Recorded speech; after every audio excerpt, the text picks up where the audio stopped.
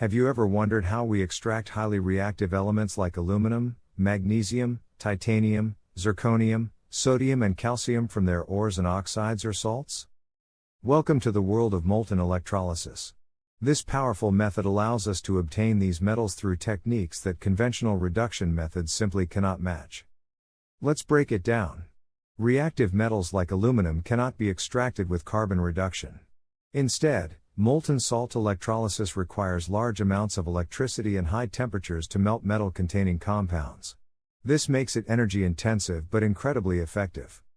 In molten electrolysis, we use a high-temperature electrolyte in a reduction cell. This setup decomposes salts, such as metal oxides or chlorides, into their basic elements.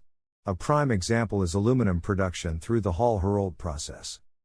Here is how the Hall-Héroult process works. Aluminum oxide, known as alumina, is dissolved in molten cryolite. This mixture lowers the melting point, allowing us to pass electric current at 950 to 1000 degrees Celsius. At the carbon cathode, aluminum ions gain electrons and turn into molten aluminum, which sinks to the bottom. Meanwhile, at the carbon anodes, oxide ions release oxygen, which reacts with carbon to produce carbon dioxide. Over time, this process consumes the anodes. Next, let's explore the Kroll process, which is used to produce metallic titanium. This method involves heating titanium ore with chlorine and carbon, creating titanium tetrachloride. We purify this precursor to eventually reduce it with magnesium or sodium, yielding high-purity titanium metal. As we dive deeper into magnesium extraction processes, we encounter the Dow method. This method takes magnesium chloride and utilizes a series of reactions to produce refined magnesium metal through molten electrolysis. A key difference between the Norsk Hydro and Dow processes is the preparation of magnesium chloride feedstock for electrolysis, impacting efficiency and output quality.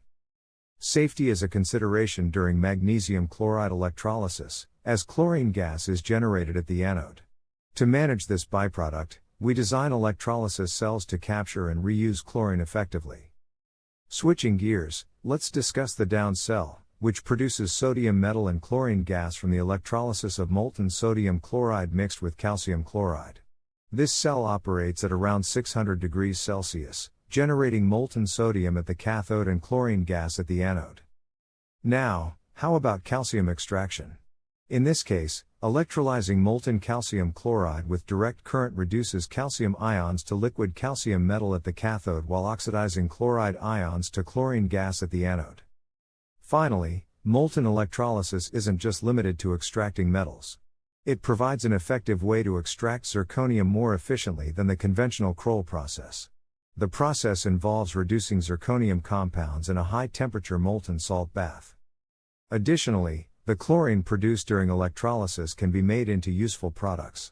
By reacting it with hydrogen gas, we create hydrochloric acid, a crucial industrial chemical. In summary, molten electrolysis offers a powerful approach to extracting and purifying reactive metals. While the energy costs are significant, the benefits of obtaining these vital elements can justify the process. Experience the transformation of ores into valuable metals through advanced electrolysis techniques.